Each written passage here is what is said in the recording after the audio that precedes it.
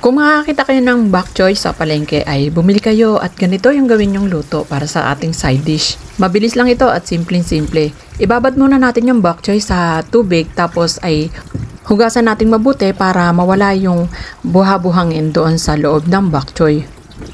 Hugasan lang natin to ng mga 3 to 4 times. At pagkatapos dahil medyo mataba ito ay ikakat natin ito sa gitna para mabilis maluto. Minsan makakakita kayo ng matabang-mataba niyan. So, ikakat nyo lang into 4 yon para mabilis ding maluto. Okay, at ikakat ko lang din yung mga natitira ko pang bok choy. Nagpainit na nga pala ako ng tubig. Lalagyan lang natin ng konting asin at konting mantika. Yung kumukulong tubig para maganda yung kulay ng ating bok choy.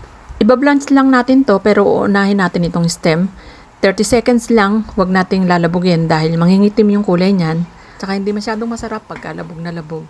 So, pagkatapos ng 30 seconds, ay ilulubog na natin lahat, pati yung dahon. Then, ibablanch natin ito ng 30 seconds din. So, kabuuan ay 1 minute. Hindi na natin kailangan takpan para manatili yung pagka-green ng ating bok choy.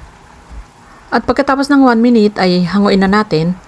Itaktak lang natin sandali para mawala yung excess water. Magiging watery kasi yung ating bok choy pagka hindi natin tinanggal yung ibang tubig niyan. Yan, ilagay lang natin dito sa ating serving plate. So, ito na yung ating pinaka-serving plate. Bali, blanch lang yung gagawin natin sa bok choy. Tapos, gagawa tayo ng pinaka-sauce.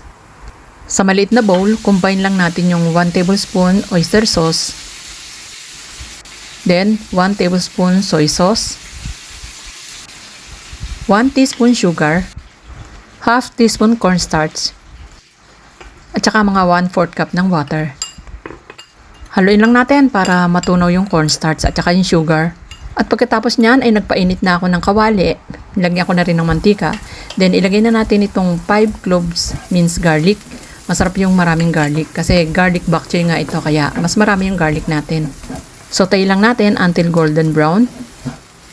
Ayan, pagka ganyan na yung kulay ng ating garlic, ilagay na natin yung sauce, yung ginawa natin kanina. So bali ito yung pinaka-sauce ng ating bok choy.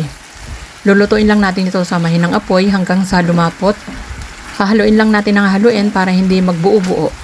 Yan, check nyo lang yung consistency kung okay na para sa inyo. Pag masyadong malapot ay dagdagan nyo na lang ng konting tubig at saka nyo uli haluin. So dahil mabilis lang iluto itong sauce, pakukulaan lang natin sandali yan, mga 30 seconds. Then papatayin na natin yung apoy. At pagkatapos patayin yung apoy, maglalagay na tayo ng sesame oil. At saka uli natin haluin mabuti. Okay, ready na yung ating sauce. Ibubuhos na natin dito sa ibabaw ng ating blanched bok choy.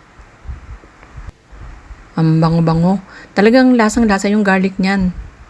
Yung sesame oil din. Okay, ikalat lang natin yan sa ibabaw ng ating steamed bok choy.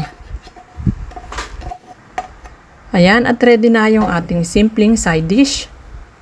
Pwede nyo itong i-partner sa steamed fish, fried chicken, fried pork, or kahit anong klase ng protein. Okay, another ulam idea, isang side dish na napakabilis iluto, napakadali. Pero ang sarap-sarap. Okay, taste test na. Masarap ito dahil sobrang daming garlic at saka crunchy pa yung bok choy. Okay, enjoy and thank you for watching. Sarap.